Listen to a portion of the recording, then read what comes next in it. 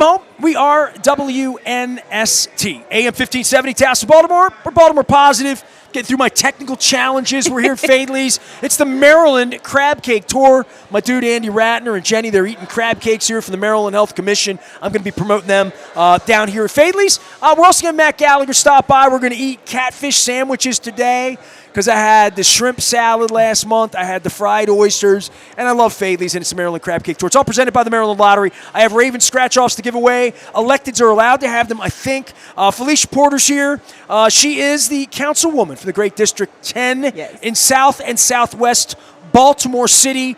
I'm not in District 10 right now, right? I'm Zach's district here, right? Yes, we are in my colleague Zach's district, but, you know, I made sure I got a pass before I came over. So I had Zach on a couple weeks ago, actually, at Mako in August. And I probably had 4 or 5. I had Odette. Yes. I had Mark. I'm trying to think. I saw you had Corey as well. I had Corey, Senator right? McCray. I had Brooke Learman. Yes. So I ran into you at Coppin. I run into you around town. I ran into you at Coppin. Hey, Coppin. And I'm trying to get Dr. Jenkins down here and do all that. What's going on? I mean, you got stuff in Cherry Hill. And you saw the Maryland Health Connection people. Yes. And I'm like, you know, people in your district, there are a lot of challenges, right? And we're talking about the government being shut down here this morning and how that would impact South Baltimore. Yes. And you're like, well, it's just government employees and it's just certain agencies or whatever. No. Government shuts down. It's big. Poop hits the fan, and that's why Trump's doing it. So exactly. I ain't getting into the politics of it. I just want to get into the reality of what it means to us. Yeah. So first and foremost, a government shutdown is going to be disastrous for Baltimore. And so that means that care is not going to be delivered to our young people, our adults, and our elders. And also when we have any type of public assistance, whether it be through public housing, whether it be through SNAP benefits, those are the types That's federal money. That's federal money. And so Baltimore is 22.6% of Medicaid recipients. And so that's going to be disastrous for Baltimore. That's older people. So Medicare is older people. Medicaid is people all throughout from young people, adults, and also older. What's worrying you the most about, and I don't want to, like, this government shutdown can end in a minute, it can end in an hour. We could have civil war by lunchtime today. Well, I mean, those 800 generals should have just walked out of there and walked to Congress and sat in front of Johnny O and everybody else down there and said, today's the day. Get the Republicans' asses in here. Let's get rid of this guy. And I know Congressman Nfume is fighting for us as well. And I mean, it's so important for us to have federal leadership that are fighting for us because it's the little people like us that need to be at the forefront of these conversations. Well, in a city that voted against him 97.2%, like literally, right? Yes, that's correct. That he wants to come in and destroy this. Like he's doing to Portland today, like he's been doing to Washington, like he's been in Chicago. Memphis. Yeah, any place where people look like you or me. I thought I was white for like 50 years. Most people, you see me, you think I'm white, right? No, but I mean, you know. I'm Hispanic, You're Hispanic, trust me. yeah. That's what I'm saying. If ICE came over here, they'd be asking me if I was born at church home, which I was. Gosh. But, like, this isn't even, like, we almost laugh about it. That's how numb we're getting to this. And we're becoming very, like you said, numb to it. But also what I will tell you, we got a few fighters that are in community. And, you know, it was very interesting when he started talking about Baltimore. People were coming out the woodwork saying, don't talk about my city. Meanwhile, John Harbaugh's not having tea with him. That doesn't work for me. Don't talk about our city. Doesn't work for me. Yeah, don't talk about our city. And so we are here trying to make a positive influence and impact. Yeah, don't talk about our city. I get very angry. Yeah. The smell of the crab cakes is going to help me a little bit here and try to keep me on point. Yes. Phylicia Porter's here. What is a councilwoman? What is the city council? Let's start with Schoolhouse Rock for people maybe in the county or don't know. Because we have a disruption in Baltimore County right now with Johnny O and with Kathy. And I've had 4 potential electeds on, 3 electeds and Nick and different people running. This is a very active time to say this is what's good about our county, our city. This is representation itself in the city. Yes. You know, if David Smith and his son have their way, there'd be like one of you. One council person for the city, right? Yeah. And every time I talk to all of you, you're like, hey, you have no idea how overwhelming it can be. And I almost ran for mayor. I mean, I know all of this stuff. I've been with every Eric Costello and the Zacks after that. And, you know, Odette and her predecessor. And like, so I've seen all this get handed down. But if I walk up to people in here and say, hey, this Councilwoman Phylicia Porter, like, What does she do? Yes. Is she a politician? She doesn't do anything. Like, I hear that all the time, and I'm amazed. But I was with the Maryland Health Commission people, and they were very complimentary of all the politicians. Yes. But I'm like, the politicians I see, they look me in the eye, and they're pretty serious people. Very much so. So your local representative is your first line of defense. When we're talking about protecting democracy, we're talking about making sure your trash gets picked up, making sure potholes are filled, but we also legislate as well. And I don't think that people really have a great understanding of what we do, and that can be on our part. Like, we need to communicate what we're doing better. But your local legislator is probably going to be your best friend during these next 4 years. Yeah. What do people call you the most about in South Baltimore as a councilwoman? Trash. So they call me about trash, making sure that trash gets picked up, and also making that's an everyday thing. That's an everyday thing. It's like when your toilets don't flush, your shower, your water but don't also, work, right? That's a local issue as well, because that means that our Department of Public Works needs to visit. If your toilets aren't flushing, your faucet is not pulling out water, that's the Department of Public Works. Like, local government touches every part of a person's life. I look at you, and I like you so much, and I can sit here serious with you or not, but it's sort of like, you have heard in South Baltimore everything. Everything, yeah. And this is my second term, so I'm hearing it probably 4 or 5 times now. Well, let's go to the top with anything. I don't go down the city anymore because I'm afraid of getting carjacked, afraid of getting murdered. I watch Fox News and the WBFF, and I read the song. There are people that wouldn't drive through Cherry Hill because they've read about it or heard about it or whatever. Yes. And you're so proud of all of the things that you can see in the city. And I'll tell you, I drive past places. Yes. I just came down here. I'm looking at Park's Fried Chicken, but I've driven down Park Avenue on the way down here at Old Chinatown, where my mom used to take me up to the White Rice Inn. Yes. And that area had fallen into some disrepair when I lived in the city. And I drove through, and now it's like businesses and storefronts. Yes. And I'm saying, I've driven through every nook and cranny of this city, and I see places that are going like this and places that are going like this. Yes. And when I go on the radio and I say to people, Baltimore's getting better. Yes, it is. I mean, it was bad during COVID. It was bad during Trump won. It was bad after Freddie Gray. I mean, I didn't leave because of that or anything, but like, when I come to the city now, I see more people, more vibrancy. Yes. It's cleaner. Yes. I feel that. I would say that to the mayor. I say that. I said it to Zeke a couple weeks ago. Yes. I don't know why that is. I want to give Brandon and all of you some credit. Yes, and but it's local government. And people picking up trash. And also people in the agencies, too. We can't forget the people that are in the agencies that are showing up every single day doing this work. Agencies. What's an agency? So our DPW workers. So our people that are picking up the trash, the sanitation workers, our transit equity officers that are going out into the street, making sure that we have our signal synchronization, making sure our stoplights are actually moving in a correct manner. Jim Palmer got all over Brandon about that. Like those are the aspects of like city government that most people don't think about. Often I tell people, you know that government is working when you don't call your local representative. Right. Okay. Right. And so government just helps. If there's no pothole to call about, we're doing good. Local government is working, and we've seen that, especially in South Baltimore. I can definitely tell a difference with how South Baltimore is being represented, but also how services are being delivered to South Baltimore. For often, people think that South Baltimore is just on an island, but we're now, under my leadership, bringing it back into the city. So when you came into office, you've been 6 years? How many years you been? So I've been in 5 years. 5 years, okay. So what did you see at that point and say, all right, I mean, you're in a really challenged area. Yes. I mean, I see Cherry Hill to people, and I say she's in Southwest Baltimore. These are places that maybe some of you have never visited or haven't been since 1958 or whatever it would be. But you're there every day. And when I think of Cherry Hill, I think of community schools. Yes, and that's correct. I think of unique things that have been I don't want to say incubators because they've worked in other places like Detroit and other places, but this is where a young African-American mayor who grew up in this city comes and gets these ideas, won all these trips that Fox 45 makes fun of him. And I see how hard he's working when I'm out. They make fun of all of us. Right. I mean, I see how hard you – and then the murder rate goes down, but that's not good enough. We're going to talk about something else that's bad. For you, what were the couple of hot buttons that you could sit here 5 years and say, well – we've done a good job of solving that, fixing this, making this better. But then this fell apart. We got this. And I'm sure you have all of that. So give me a little roster of your work over the last 5 years. Roster of my work includes, one, at opening the first grocery store in Mount Clair Junction with a 1.5 incentive in a food desert. So that is completely unheard of. South Baltimore didn't have a grocery store until I brought one in.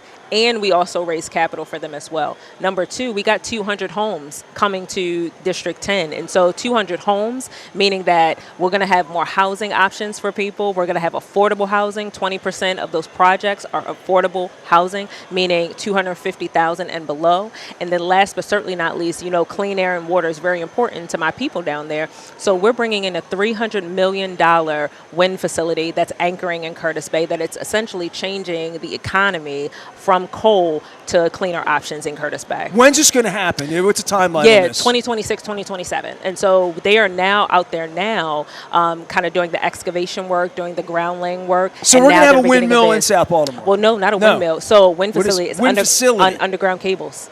Yes, underground cables. Oh, man, I got to ask.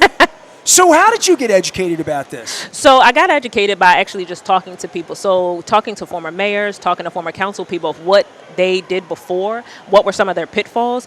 But I also talked with people across the nation, other local legislators, to see what they're doing, see how we in Baltimore can make sure that we're on the pedestal as well. Well, borrowing good ideas, yeah, right? There you go. We don't need to reinvent the wheel. This is an opportunity for us to lock arms and replicate what's good happening in our cities and make sure that Baltimore is on the map as well. When we say community center and, you know, I say urban planning, you know, I've had urban planners on over the course of time, and I see the Port Covington project. Yeah, Baltimore Peninsula. Is that you? Yes. So a portion of it, Baltimore Peninsula, yes. I'm never calling I know. But I try to, because you're a lady and I like you, I'm not going to say, but no. I know. So part of that, like we see this shiny city down there. That's you. But what is that? What is that going to become? Because I remember the vision for that. It had Mark Weller on. It had, you know, the whole Plank Sagamore thing going on when they had the rye down there. Yeah. I mean, I did a show down there and it was dust, right? Literally. Construction project. Now I go down there and it's a city, but it was thought to be uninhabited recently. How are we getting with that? Oh, no. So I will tell you it's 80% filled. And so 80% of the housing filled. So I need to drive down. Yeah, you should. I haven't been down in a year and a half. Yeah, and I would say drive down. You know, most people, and I see those YouTube videos as well. Thanks so much for highlighting the YouTube videos, because they often show that it's like a desert, but it's really not. We see the booming economy down there. We see the small businesses that are coming into Baltimore Peninsula. We see the housing that's being developed. We see the marketplace that's coming down there, but it's economically anchoring the surrounding communities. That was a part of the deal as well with Mark Weller. Well, the whole idea was to make it a gentrification of a move-outification of people that have been living there and making a life there. And so the communities are able, through their partnership with South Baltimore 7, the 7 communities surrounding the Baltimore Peninsula, they are able to have a say and a partnership with the economic activity that's happening at Baltimore Peninsula, which is important. It's important. I'll be honest with you. I haven't had Brandon on in probably a year. And when I think of Zeke, I think more East Baltimore. I didn't talk to him about that. Yeah. I haven't talked about Port Covington in I just and I haven't visited it. Yeah. So I'm ignorant. I'm blind about it. No, but come on down. I'll drive you around and I'll show you kind of what, some of the innovation that's happening, but also you can see some of the people and hear some of the thoughts about what's happening down there. When I saw it getting built, and I think about a lot of things, and I lived at the Inner Harbor for 19 years. I live up in Towson now, and I think, I like where I live. Maybe I'll live and die. Maybe I'll, live there forever. I don't know. But I thought if I moved back to the city, where would I move? And my wife and I talk about this all the time. Yeah. We really miss the city. Yeah. Like, we miss walking around. Yes. Like, when I'm in a city, yes. like New York or someplace, all I do is walk. Yes. And I miss that part of being down here. And so if I were to move back, I often think to myself, well, where would I go or whatever? And I've always thought, I probably used the word if. Don't shoot me, Phylicia. I know. But we welcome you. If we fix the city in the way that where I'm going to come back, I would consider that, and I would think that that's got to be the future. It is. Because I saw it there. I saw it built. Yes. And I thought, well, it's not going to be empty for no matter what anybody says about it. it's going to get occupied. I'm thinking, what's it going to be when it's mature? There you go. In the same way that you look at Harbor East. Harbor East 5 years ago, yes. It smelled like cinnamon Yes. and rolls, and you would go down there, and it would be H&S Bakery was the anchor, but we're now seeing in Harbor East that it has been built up, and it's now an economic engine that is partnering in parallel with the harbor. I've driven 3 different people just through the circle where the statue is and where all the Atlas stuff is, and they said the same thing. They're like, this feels like New York. Yes. And that's a good thing. Yeah. Not the Yankees, but New York in general. Yeah. But I think that the murder number that brings so much attention to our city, and then we're saying, okay, we're fixing that. Whatever the long tail of that word getting out, and the foodie community and the tourism, fixing the sports teams, building the harbor. Yes. It takes time. It does take time. That peninsula was nothing 5 minutes ago. That's correct. It was an old Walmart there. And then when the Walmart left, it was That was my Walmart. Oh, was it? Okay. That's when I shopped at. Sure. Yeah, and it was a big void in the area. And so, again, it's going to take time. It was the Baltimore Sun, too. That is true. But the Baltimore Sun, the building is still there. But we are now seeing how it's going to look in like 5 to 7 years. And so I implore people, go down to South Baltimore, take a look at what we're doing down there, and see how the neighborhoods are changing. All right, Phylicia Porter's here.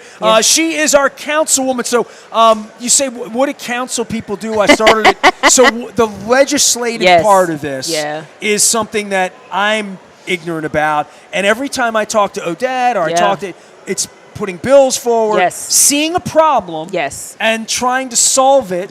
Is really but that's what you went to school for. That's who you are. Yeah. That's why I love having you on, because you're like, all right, so what problems are you seeing right now? I know you don't want to talk about the problems, but that's the best part of my show. Yeah, no worries. There's the pothole. Here's where we're going to fix it. Yeah. So one of the legislative ideas that I'm working on now is the oversaturation of health clinics within Baltimore City. So we are seeing an oversaturation in Black and brown communities, and they're not necessarily providing the quality care of services needed. So what I did as a local legislator, which is under my jurisdiction, I am attempting to change the zoning to remove health clinics from commercial corridors, and that will allow businesses like Faidley's, daycares coming in, to be on that commercial corridor to really vibrant up the community. Better explain that, because I'm not. Yeah. Okay, so health center means what? Mental, it could be anything. No, right? So really, health clinics can be anything from a substance abuse clinic, so kind of the outpatient treatment facilities, or it can be like a dental office, a physician's office. But this isn't a GBMC medical center. Okay, there you go. Gotcha. And people's behavior and how they are achieving health care is different. And so what's happening is that we're having substance abuse clinics on commercial corridors on the boulevards, and businesses are not wanting to come into community. Exactly. Sure. So this would be an opportunity to change the marketplace of businesses like Faidley's. Where will those clinics go? So they'll continue to be in community, but they'll maybe partner with a larger institution and be near the institution as opposed to in residential. How many of these are we talking about in District 10? So in District 10 alone, we probably have about 30. 30 in District 10. And that's why, when you're driving on the main corridor, you'll see places where people have problems or health problems or whatever, and it looks like there's loitering in some way. And that's not the case. And quite honestly, they're there to get service. They're there to get service, but it's a hub because they need to be there. Yes, for whatever reason. But also within the state of Maryland, 34% of our health clinics, substance abuse clinics, alone reside in Baltimore City. So that's the third across the state of Maryland. That's a lot. And so when we're talking about revitalizing Baltimore, when we're talking about bringing new businesses in, we have to begin to community plan much better. Well, I think that's the one thing people don't understand about how you have to meet businesses, and the only thing that's going to make District 10 better is either business in there or people employed in there by businesses in District 9, 8, wherever, correct. right? That is literally. Correct. They get a job at the peninsula they can walk to. There you place go. they can go. Transportation, always an issue in the city. I mean, you are such a city council. You already hit potholes. You hit food desert. We've hit, education. We've hit housing, healthcare, and also transit. All right. So I hear this all the time, and I had the king of transit on, Ryan Dorsey. Oh, yes. Yes. So one of my greatest colleagues. The bike guy, as he likes to be called. Yes. I'd never met him. Really? I'd never talked to him. And we did an hour on the air, and it was fascinating. It really was. Because I've heard he's this mythical figure, this guy I'd never really met. But what an eclectic group you all are. Yeah. I mean, if I'm in a room, I know all of you one at a time. Yes. But I don't know any of you together. I don't think I've ever been with two of you at the same time. Yeah. To even get in the middle of black, white, male, female, Yes. east, west, north, south. Yeah. And one thing that we all have in common, we all want to see Baltimore win. Right. That's all that we are about. We all want to see Baltimore win. And the great thing about the council is that you mentioned it. We all have our various levels of expertise, and we bring it all together to make Baltimore better. Well, the transportation thing is an issue, I think, for everybody. That is correct. That's true. You know where I learned so much about that from the mayor when he was city council president? Yes. I had never really met him. This is when he was talking about running and people were laughing at him. Yeah. Like he came at the old Faidleys. Yes. When Jack was running the city. Okay. So Kathy was locked up, whatever was going on at that point. And he sat with me and I said to him, city, give me your story. And the story about him getting mugged was a part of it. But his biggest story was, I went to school at Mervo and had to take 3 buses. That is correct. And he said, I was in Lexington Market, the old market. Yes, the old market. Every day as a kid, as an 11, 12-year-old kid, changing buses. Yeah. And I'm thinking, that's, But that happens every day for our young people. It's a very serious issue. And I will tell you, Councilman Dorsey, he's really pushing the mark on how we're doing community planning and transit. But also, I want to just upscore that Councilman Bullock, and the chair of the Education, Youth, and Older Adult, he is bringing, a lot of resources and intellect to the table as well to make sure that we're highlighting those issues. Because if kids can't get to school, then we talk about parents get to work. But absenteeism, we talk about, lack of kids coming to school. We talk about health problems. Like, all the things are connected, and that's what we're trying to get across. Transportation is connected to environment is connected to healthcare is connected to housing. These are things that are connected. Mm-hmm. Well, and we call them wraparound, right? That's a word we would use, right? Yep. Wraparound. So how in the 5 years, give my audience who's living maybe a different kind of life than woman with 2 children, they're young, they're in school, she's trying hard, she's clean, sober, well, we're not with job, the whole deal, trying to get kids to school in the morning, have a job, transportation, grocery, all. This is real life for you real life. every single day. Yes, right? Every single day. And the transportation part of that, and then kids from school at the end of the day. Yes. Give me a little, I heard so much about community schools. Yes. That is sort of the root. Yes. That was the grand idea. That is correct. To make this better, to clear up these social ills and create better humans. Yeah, right? And I will tell you, so it's still a work in progress. The blueprint is still a very important policy initiative at the state level, and it's an important policy initiative at the city level. The problem that we're running into, of course, as we're seeing right now with these federal economy, the funding. The funding is the major issue that we're running into for a lot of our blueprint initiatives, such as making sure you have community schools. I was at Mako. I know the governor's trying to come up with money. He's trying to come up with money. Times, and so it is tough times. But what I will tell you is that, one, we're thinking more creatively on how we can make sure that not only kids get to school, but parents get to work, and it makes sure that it makes sense. So that makes sure that we have housing, that they can live near their school, that they can be in a space where they can work near their child's school. They can live all in the same area. And so creating that environment so that they don't have to travel 3 and 4 buses to get to school or work. They can be right in the neighborhood where it is intended to be. Phylicia Porter's our guest. She is the councilwoman from District 10. I'm not in 10. I'm in Faidley's. We're at Lexington Market. But, you come across it. We come across lines. You come across lines from time to time. It's always a pleasure to visit with Phylicia. If people on the outside see that murder number, right? And they see that number going down, and that just had to happen. Right? It had to. It had to happen, right? I remember when the mayor and a lot of you and a lot of even Thread and other organizations talking about young people and parents and responsibilities and all of this stuff to get activated Yeah. to make sure that gun doesn't happen, that That's murder correct. doesn't happen, That's that correct. beef doesn't Yes. become. Community violence intervention. I want to call Go it ahead. what it is. It's community violence intervention.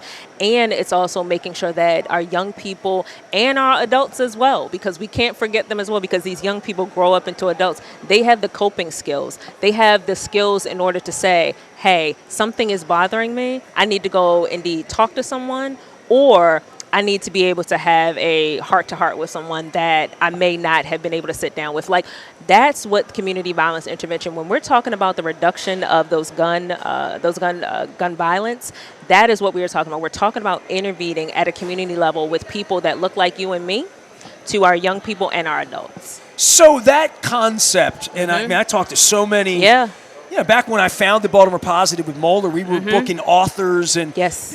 how did they do it in Detroit? Yeah. How did they do it here? Yeah. What are they doing over there? Yes. The broken window theory. Yes. All of these concepts Yes. and then there's just the Fox 45 crowd, which is shoot them all. We can't fix them. They can't be fixed. We don't adopt that in Baltimore. We damn sure don't adopt that on the city council. Let me tell you what, man. I had a former governor that I supported that I'm embarrassed by who ran into me and referred to the city as those people.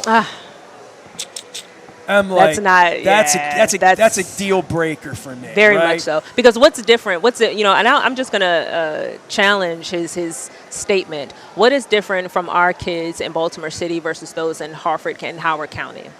Well, I'm maybe opportunities in education. Opportunities in education. And so there's no different from our young people. It's no different from our people here in Baltimore City versus these other jurisdictions. It is opportunity, and it's making sure that they have the necessary resources in order to have a better quality of life. We really know the root causes of these issues. And we here in the city, we are addressing it head on instead of name calling. Well, when the murders were 16, 17, 18, when the numbers are getting out of control, and the whole Fox thing, and Trump's pissing on the city the first time.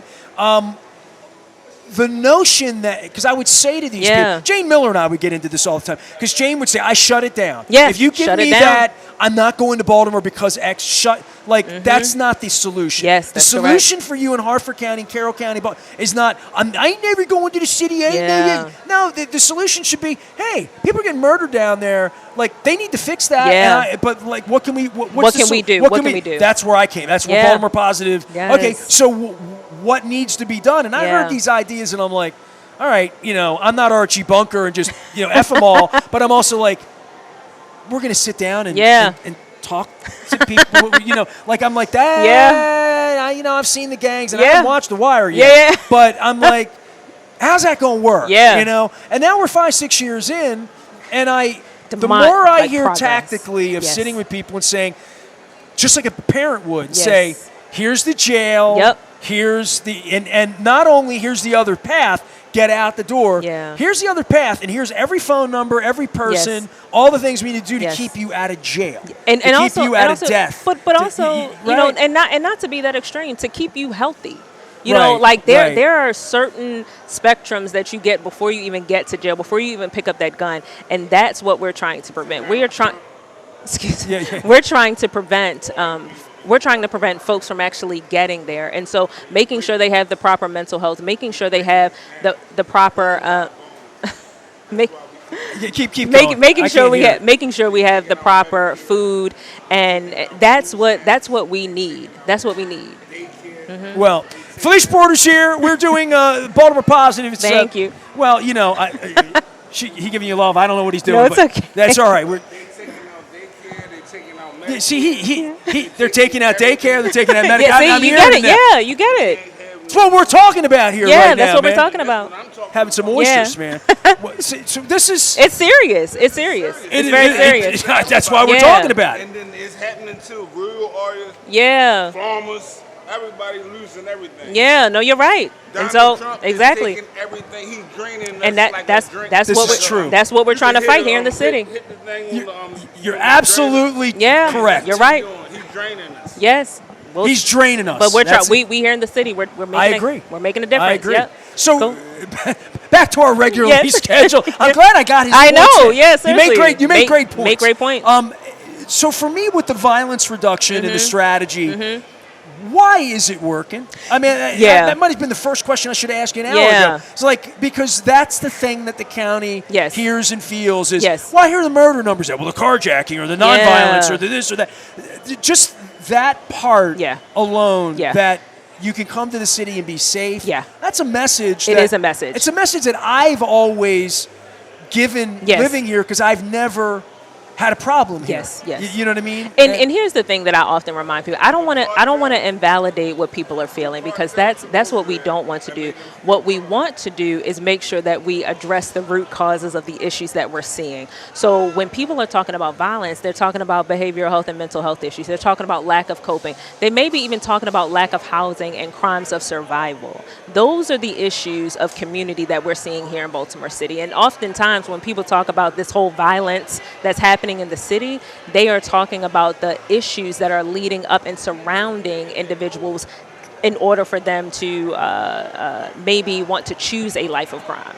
Well, when I heard about this 5, 6, 7 years ago, I don't say I was skeptical. I was interested enough to build content around it and talk about it and say, why did it work there? Why did it work here? You embraced it. The mayor embraced it. And I think the numbers reflect that. That is correct. I mean, I want to give him credit for it, give you credit for it, because so much. It's important. Thank you so much. They still cause I'm sorry, sir.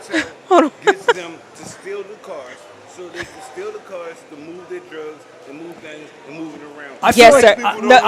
Why would you want to steal a car around Baltimore? And that's correct. But 1 second, let us finish this interview and then I can come back. He just said, why would you want to steal a car if you get locked up? Exactly. That makes all the sense in the world. Yeah. But exactly. We'll do it in 1 second. That's it, man. Appreciate you, brother. Thank you. Faidley's customer. I know. You know what? Hold on. I gotta give him a lottery ticket. Hey, my man, there you go, man. Free lottery ticket for the Maryland Lottery. There you go, man. Good luck. All right. Thank you so much. You got it, brother. Thank you. Keep no, the you faith. are. Thank you. Keep the faith. That was great. It was great, but see, here's the thing. I wanted to. People should be stirred up the morning after they're told the military to shoot people for protesting. But but here's the thing. Here's the thing that we have to consider. These are everyday people, and they have to realize that we as local legislators are fighting on their behalf. Like what he's talking about are federal level issues that we here in the city. He started to say, "Get that on the radio." Trump's training us. And I'm like, I say that every day. These are the importance of local legislators, and these are the importance of the local impact of what's happening at the federal level. Everything that he just said is happening in Baltimore City, and we are fighting it. Phylicia Porter's here. Yes. She's our councilwoman from 10. That's down south. If you're in Cherry Hill, if you're down in Port Covington, that would be. And Brooklyn and Curtis Bay and Lakeland, Mount Wine. We have so many communities. Go ahead. So I'm gonna go up to the northern part. We have Rich Lee's Delight all the way down to Pigtown. Then we got Morrow Park. We got Lakeland. We got Mount Winans. We got Westport. We got Cherry Hill. We got Brooklyn. We got Curtis Bay. We got St. Paul's. So we have. Oh, we also have Federal Hill South. They're one of my new districts. They're one of my new precincts. And Hold on, is Montgomery Park in your district? It is. All right, that's where I get my lottery ticket. So I was in your. There's a ROFO right across the street. ROFO, yes. Carroll Park's in your district. Pigtown? Pigtown, yeah. Pigtown's in your district. All right. Yeah. Hollins? No. Hollins? No. So Hollins is in 9. No, okay. It's Bullock? Bullock. All right. Wait, there you go. Hey, see? You getting it? Okay. I'm Baltimore positive. I love it. I love it. I can't answer everything about Baltimore, but I love it. No. Look, I'm surprised. I'm surprised, and I'm very grateful that you knew Hollins is represented by Bullock. Listen, if you stick around long enough, I'll have bad answers for you. Phylicia Porter, I got to buy her crab cake. It's all brought to you by the Maryland Lottery. We were wildly interrupted, but it was kind of fun. But he understood he was the local over here issues. eating oysters. Oh! He was eating oysters. I mean, he was a customer. He was in here eating, and he just heard us talking. Yeah. And he just started screaming about Trump. But look, that's what we need. That's what I love. I love it. It's fun. I'm blushing. It's great. If I didn't want to be bothered, I'd go do this in the studio. Say it again. But how do we get the crab cakes? Yeah, but there you go. I can't wait to eat mine. John Martin and I got into it today because I call the scented tickets sniffers. He doesn't like that. They're scented tickets. But he said to me there's going to be a holiday scented ticket. That's out now because we didn't have one last year. Is that bothering? So they put them in my bag, and I asked him if he could make them smell like Old Bay or eggnog or something like that. But when you come into Lexington Market, you smell fried chicken. You smell fried. You smell cakes and pies. Yeah, it just smells like a market. It does, and I love it. And I'm hungry. Yes. So I'm going to take a break. My thanks to you. I love having you on. Phylicia Porter here. She's one of the good ones in 10. I did a whole segment that disappeared on me from the Maryland Health Connection. I had Andy Ratner here, and I had Jenny Garrison here. I feel like a chump because my equipment the battery died on me. So I just want to give them some love and say, why do people need health insurance? Oh my gosh, people need health insurance because people have to go to the doctors. That's the key risk. That's the key risk of it. We want people to be healthy, and so you can't be healthy if you haven't gone to the doctor. Well, that's really at the heart of this government shutdown. Yeah, it so is. I really picked a hell of a day to have Andy over here in regard to what happens when 100,000 people in a state lose their health insurance. Yes, that is correct. That is correct. And so that is at stake here with this government shutdown. Yeah, I don't know if Barack Obama liked that they called it Obamacare or it was his branding or whatever. Maybe it got him elected again the second time. I hope so. It is the Affordable Care Act. Yeah, and that's really what it is. But it got branded as this awful thing, and it's actually this incredibly magnanimous. Yes. It's what America's about. That's taking correct. care of people. That's correct. Not pissing on people. That's correct. Not taking things away from people and vilifying people. That's correct. It's about love. It's not about hate. Yes. Right? Yeah, that's it's what it is. It's about peace. It's not about war. And here's the thing, that health care is not just a privilege, it's a right. So that was one thing that the Affordable Care Act did. It made sure to have the foundation that health care is a right, not just a privilege for a mere few. I got to have you on more often. All right, I got to go get a crab cake. I'm hungry. Matt Gallagher's going to come by. They're going to feed me later here at Faidley's. They're award-winning. They won an award for a sandwich that was a rockfish. Yes, catfish. I thought it was catfish. Catfish, yes, my bad. catfish. Catfish with slaw and a hot honey. Yes, honey. that sounds so good. Hot honey's a little hot for me. My palate, but they got beer here. They got beer. Beer. All right, we're Faidley's. It's the Maryland Crab Cake Tour presented by the Maryland Lottery. My thanks to Phylicia Porter for coming by. And my real thanks to the Maryland Health Connection that I feel like I owe. I'm going to get back because I got to learn so much, and it's all in the cosmos, so I'm going to have them back on. I'm back at Faidley's with Matt Gallagher. Stay with us. We're Baltimore Positive.